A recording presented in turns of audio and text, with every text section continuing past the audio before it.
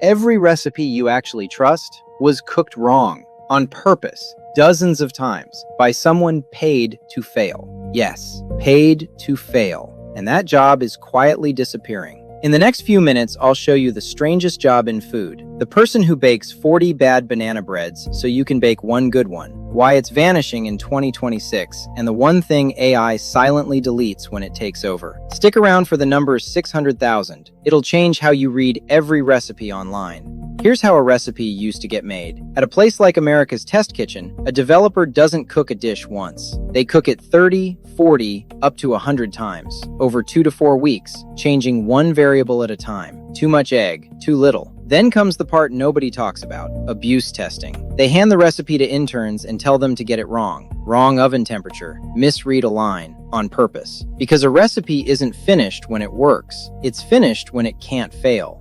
Which brings us to that number. The grocery bill, just the food they cooked and threw away while testing, ran about $600,000 a year. 600 grand to get recipes wrong on purpose. I know how that sounds. But that failure is the thing you were actually paying for. Every recipe had to hit an 80% make again score. 4 out of 5 real cooks saying they'd cook it again before it was ever allowed near you. Now watch what's happening to that model. In 2023, a private equity firm bought America's Test Kitchen. Within weeks, 10% of staff gone. In 2025, they closed Cook's Country magazine. In May of 2026, another 24 people, another 10%. The reason leadership said out loud? AI chatbots made recipes easier and cheaper to find. The same squeeze is hitting Bon Appetit and New York Times Cooking. The Test Kitchen, the whole idea of paying people to fail, is being priced out.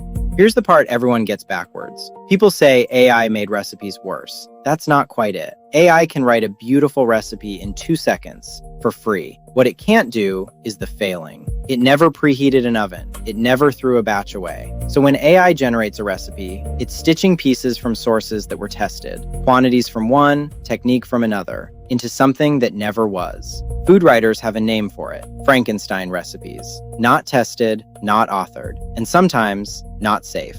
And not safe isn't hypothetical. One AI recipe told a user to store garlic in oil at room temperature, a textbook way to grow botulism. The AI wasn't being reckless. It just has no concept of what happens after you hit publish, because it has never once been in a kitchen. That's what the test cook was really for. Not the writing, the consequences.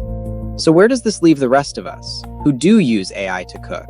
And yeah, I know what you're thinking. Here comes the ad. Not quite. At Recipy, we use AI too. The difference is honesty. Our AI is grounded in real, tested recipes instead of free associating. And when a recipe is AI generated, we label it, write on it. No fake author. No pretending it came from a kitchen it never saw. Because here's the thing. Other apps just run on your phone. Recipy runs your kitchen. And a kitchen remembers that failing is a feature. So next time a recipe appears out of thin air, in 2 seconds, for free, ask the quiet question: who failed at this first? If the answer is nobody, that's not a recipe. It's a guess in a nice font. The person paid to fail 40 times is disappearing. The failing is the part we can't afford to lose. Tomorrow, the recipes that go viral because they're broken, and why the algorithm quietly loves a dish that doesn't work.